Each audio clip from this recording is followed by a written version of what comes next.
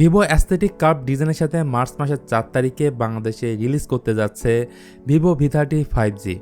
যারা ছবি তুলতে এবং ভিডিও করতে অনেক বেশি সিরিয়াস বলতে পারেন, তাদের জন্য সত্যিকারের একটা ক্যামেরা স্মার্টফোন এটাই। একটা স্মার্টফোনের ক্যামেরাকে কোন লেভেলে নিয়ে যাওয়া যায় সেটাই এবার প্রমাণ করেছে ভিভো। যাই হোক, আজ আমরা কথা বলবো ভিভোর নতুন এই স্মার্টফোনকে নিয়ে, জানাবো এই ফোনটার গেমিং পারফরমেন্স, ক্যামেরা পারফরমেন্স এবং ডিসপ্লে নিয়ে। সেই সাথে জানাবো এই ফোনটার দাম কত। সো আর কথা বাড়াবো না, চলুন তাহলে ভিডিওটা শুরু করি।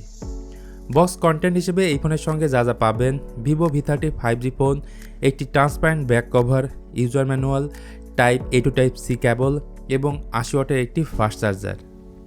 শুরুতেই এই ফোনটার ইন্টারেস্টিং পার্ট তথা ক্যামেরা নিয়ে আগে কথা বলি।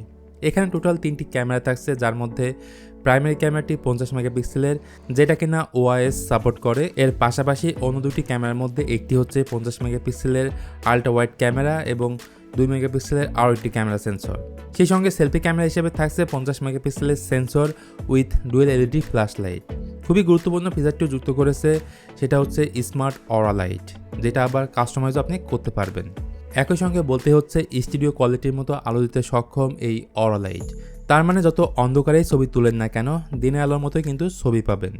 বিশেষ করে পোর্ট্রেট মোড অন করে যখন ছবি তুলবেন, তখন মনেই হবে না এটা স্মার্টফোনের ক্যামেরা দিয়ে তোলা।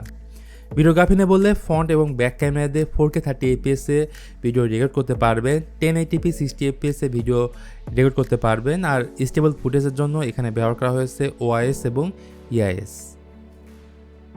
ডিজাইন এবং বিল্ড কোয়ালিটি নিয়ে বললে প্লাস্টিক ফ্রেম এবং প্লাস্টিক ব্যাকের সমন্বয়ে এই ফোনটা তৈরি করা হয়েছে। পিকক গ্রিন এবং নোবেল ব্ল্যাক এই দুটো কালারের সাথে ফোনটি পাওয়া যাবে। এর ব্যাক প্যানেলে ব্যবহার করা হয়েছে ম্যাট ফিনিশ, যেটা দেখতে সুন্দর লাগে। ফোনটা খুবই স্লিম এবং ওজনও খুব বেশি না।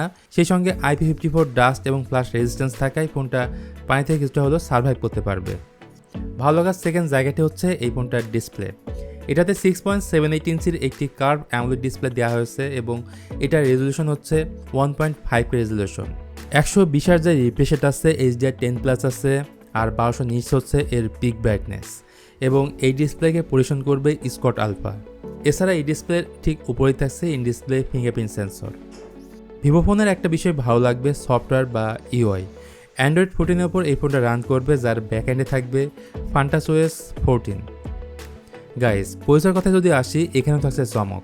কোয়ালকমের লেটেস্ট এবং পাওয়ারফুল চিপসেটটি ব্যবহার করা হয়েছে এই স্মার্টফোনে, স্ন্যাপড্রাগন 7 Gen 3, যা 4 nm ফেব্রিকেশনের উপর বিল্ড করা একটি অক্টোকর প্রসেসর এবং এর আন্তঃ স্কোর প্রায় 8,41,000-এর মতো। তো বাংলাদেশে এই ফোনটা একটিমাত্র ভেরিয়েন্টের সাথে লঞ্চ হবে, 12GB র্যামের সাথে 12GB ভার্চুয়াল র্যাম অর্থাৎ 24GB র্যাম এবং 256GB স্টোরেজ। এদের র্যাম টাইপ থাকছে LPDDR5 এবং স্টোরেজ টাইপ হচ্ছে UFS 2.2। তো গেমিং পারফরমেন্স নিয়ে বলতে গেলে PUBG ভেরি হাই গ্রাফিক্সে ম্যাক্স ফ্রেম রেটে আপনি এতে খেলতে পারবেন। তবে কার্ভ ডিসপ্লের কারণে আনওয়ান্টেড টাচের কারণে মাঝে মাঝে হয়তো সমস্যা হতে পারে। আর ফোনটাতে পাওয়ার আপ করার জন্য থাকছে 5000 mAh এর ব্যাটারি এবং বক্সের মধ্যেই থাকবে 80 ওয়াটের PD সাপোর্টেড ফাস্ট চার্জার। এবার আসে এই ফোনটার খারাপ দিক নিয়ে।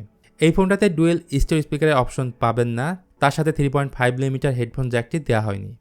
তো সব মিলিয়ে 40 থেকে 45,000 টাকার মধ্যে এই ফোনটা বাংলাদেশের মার্কেটে অফিসিয়ালি লঞ্চ হবে মার্চ মাসের 4 তারিখে। সো এই দামে ফোনটা কিনবেন কি কিনবেন না জানাতে পারেন কমেন্ট করে। আর ভিডিওটি ভালো লাগলে please hit the like button, share করতে পারেন আপনার বন্ধুদের সঙ্গে। তো আজকের মতো আমি মিথুন এখানেই তাহলে বিদায় নিচ্ছি। দেখা হবে খুব তাড়াতাড়ি অন্য কোনো ভিডিও নিয়ে। সে বন্ধু সবাই ভালো থাকবেন, সুস্থ থাকবেন। আল্লাহ হাফেজ।